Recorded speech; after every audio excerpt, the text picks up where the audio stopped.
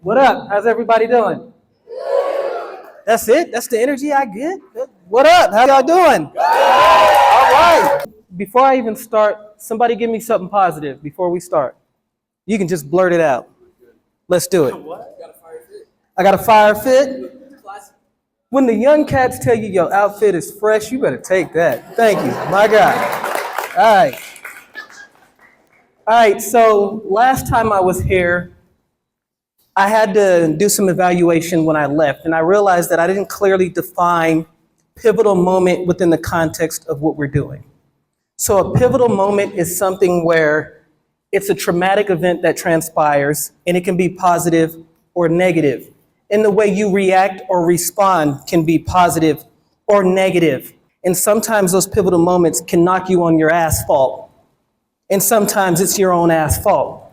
But the biggest thing is what you do in response to that, right? Y'all with me? Yes. Okay, so we're going to talk about the pivotal moment and the response to it.